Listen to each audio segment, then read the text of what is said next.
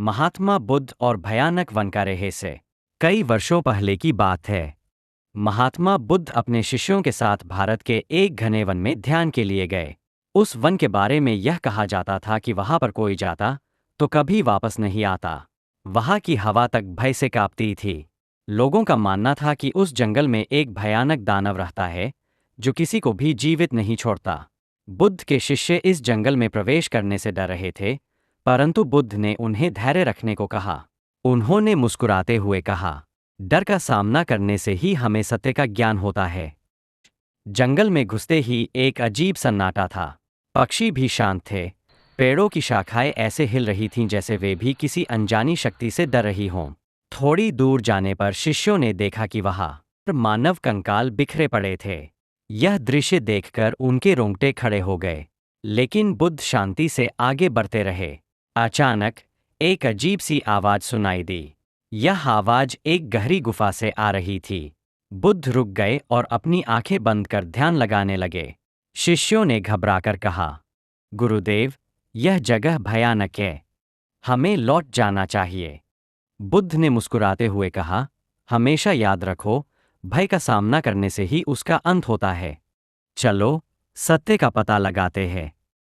वे गुफा में प्रवेश कर गए। अंदर का माहौल बहुत ठंडा और अंधकारमय था। गुफा के अंदर दीवारों पर अजीब आकृतियां बनी हुई थीं, जिनमें डरावने चेहरे उकेरे गए थे। अचानक एक विशाल दानव प्रकट हुआ। उसकी लाल लाल आंखें अंगारों की तरह चमक रही थीं और उसकी गूंजती हुई आवाज ने गुफा को हिला दिया।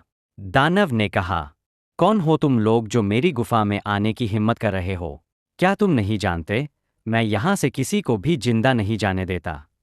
शिष्य भयभीत होकर पीछे हट गए, लेकिन बुद्ध अपनी जगह स्थिर खड़े रहे। उन्होंने दानव से कहा, तुम कौन हो और यहाँ क्यों हो? दानव गुस्से से चीखने लगा, मैं इस जंगल का रक्षक हूँ। मैं मानव जाति से घृणा करता हूँ, क्योंकि उन्होंने मुझे धोखा दिया और मुझे इस जंगल में बंदी बना दिया। अब मैं हर उस इंसान से बदला लेता हूँ जो यहाँ आता है। बुद्ध ने शांति से कहा, तुम्हारा गुस्सा तुम्हें बांध कर रखता है। जो तुम्हें धोखा देकर गए, वे तो अब यहाँ नहीं है। फिर तुम मासूम लोगों को क्यों सताते हो? दानव हंसते हुए बोला, तुम मेरे शब्दजाल में मुझे फंसाना चाहते हो, पर मैं तुम्हारे जाल में नहीं आने वाला।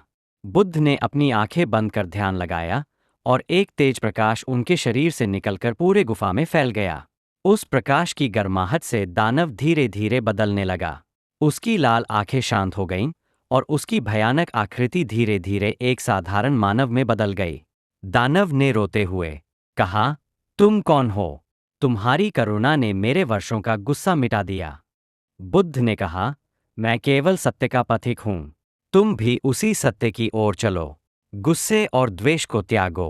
तुम्हारा जीवन प्रेम और करुणा में ही सार्थक होगा। दानव ने बुद्ध के चरणों में गिरकर उनसे क्षमा मांगी। उसने वचन दिया कि वह अब किसी को नुकसान नहीं पहुंचाएगा।